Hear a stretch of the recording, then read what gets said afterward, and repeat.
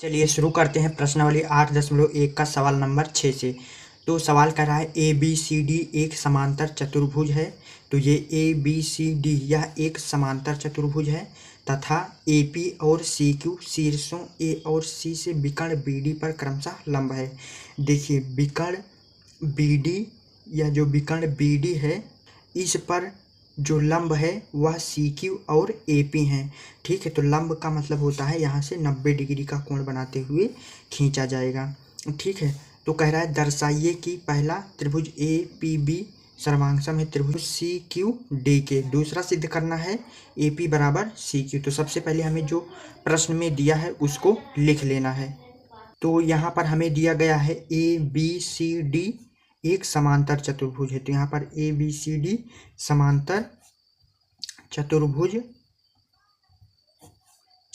है। उसके बाद दिया है ए पी और सी क्यू बी डी पर लंब है। तो यहाँ पर लिखेंगे ए पी लंब है विकर्ण बी डी पर, और उसके बाद दिया है सी क्यू लंब है विकर्ण बी डी पर। ये हमें तीन चीज़ें दी गई हैं। ठीक है, उसके बाद हमें सिद्ध करना है। तो यहाँ पर लिखेंगे सिद्ध करना है पहला हमें सिद्ध करना है कि त्रिभुज ए पी बी सर्वांगसम है त्रिभुज सी क्यू डी के, और दूसरा सिद्ध करना है ए पी बराबर है सी क्यू। तो यहाँ पर पहला आप लोग लिख लीजिएगा और दूसरा लिख लीजिएगा, ये हमें सिद्ध करना है। तो सबसे पहले हम पहले के लिए सिद्ध करेंगे।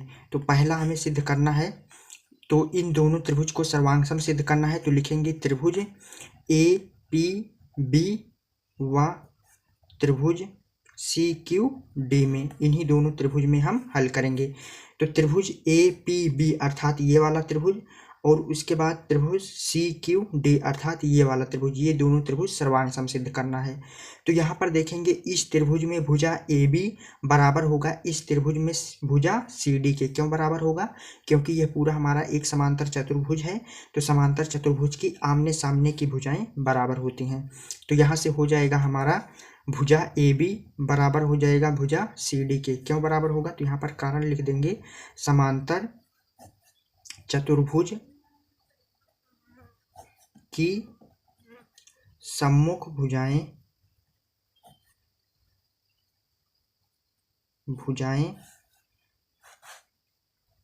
समान होती हैं। ये हम कारण लिख देंगे। ठीक है, उसके बाद देखेंगे इस त्रिभुज में ये वाला कोण 90 डिग्री है, और इस वाले त्रिभुज में ये वाला कोण भी हमारा 90 डिग्री होगा। क्यों होगा? क्योंकि इधर 90 डिग्री है तो जो बचेगा इधर भी 90 डिग्री होगा। ठीक है, तो ये दोनों कोण बराबर होंगे और ये दोनों कोण संगत भी हैं। तो यहाँ से इस कोण को कैसे लिखेंगे? कोण ए पी क्यू। तो यहाँ पर लिखेंगे कोण ए पी क्यू बराबर है इस कोण के। तो इसको कैसे लिखेंगे? कोण सी क्यू पी के। तो यहाँ पर लिखेंगे बराबर है कोण सी क्यू पी के। यह बराबर ये दोनों कोण बराबर क्यों है? तो यहाँ पर कारण लिख देंगे, प्रत्येक कोण 90 डिग्री का है। तो यहाँ पर लिखेंगे प्रत्येक कोण 90 डिग्री है। इस तरीके से देखिए भुजा ए डी समांतर होगा भुजा बी सी के। क्यों होगा? क्योंकि यह पूरा हमारा एक समांतर चतुर्भुज है, तो इसमें आमने सामने की भुजाएं समांतर होंगी। ठीक है, और यह जो विकर्ण बी डी है यह एक तिर्यक रेखा का काम करेगी। तो इस तरह से हमारा जो ये वाला कोण बनेगा और ये वाला कोण बनेगा, यह दोनों कोण एकांतर कोण बनेंगे और बराबर भी होंगे। तो इस कोण को कैसे लिखेंगे? इस कोण को लिखेंगे कोण ए बी क्यू। तो यहाँ से हो जाएगा हमारा कोण ए बी क्यू बराबर हो जाएगा इस कोण के। तो इस कोण को कैसे लिखेंगे? कोण सी डी पी के। तो यहाँ से हो गया हमारा कोण सी डी पी के। अब ये दोनों कोण बराबर क्यों है? तो यहाँ पर लिख देंगे दोनों कोण एकांतर कोण है। तो इस तरीके से कारण लिखते चलेंगे। ठीक है, अब यहाँ पर हम देख रहे हैं दोनों त्रिभुज में एक संगत भुजा और दो संगत कोण बराबर हैं। तो इसमें हमारा ए सर्वांग समता नियम लगेगा। तो यहाँ पर ए सर्वांग समता नियम से, तो इस नियम से हमारा हो जाएगा जो दोनों त्रिभुज है ये दोनों त्रिभुज सर्वांग सम हो जाएगा।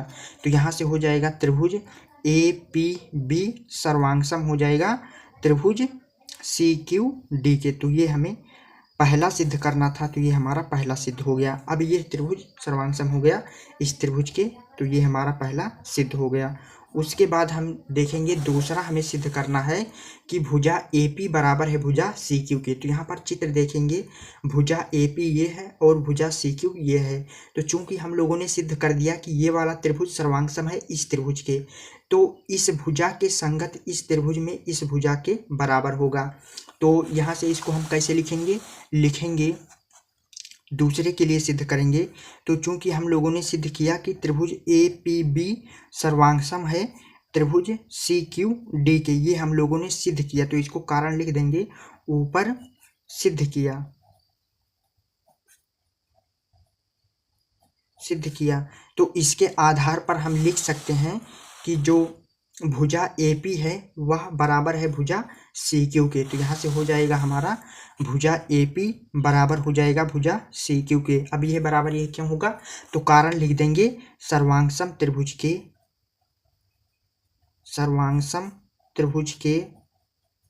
संगत भाग बराबर होते हैं।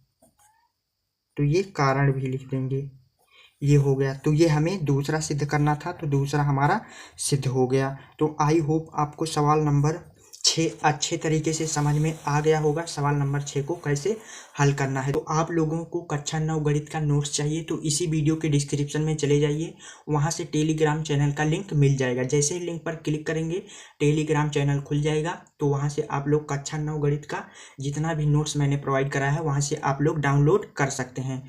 तो आप लोगों को वीडियो को सीरियल वाइज देखना है, इसके लिए आप लोगों को इसी वीडियो के डिस्क्रिप्शन में जाना है। कक्षा 9 गणित का प्लेलिस्ट का लिंक डाल दिया है, जैसे ही लिंक पर क्लिक करेंगे कक्षा 9 गणित का पूरा प्लेलिस्ट खुल जाएगा, तो वहां से आप लोग सीरियल वाइज वीडियो को देख सकते हैं। तो आज का है वीडियो कैसा लगा कमेंट सेक्शन में जरूर लिखना। मिलते हैं किसी नेक्स्ट वीडियो में, तब तक के लिए सभी दोस्तों को जय हिंद।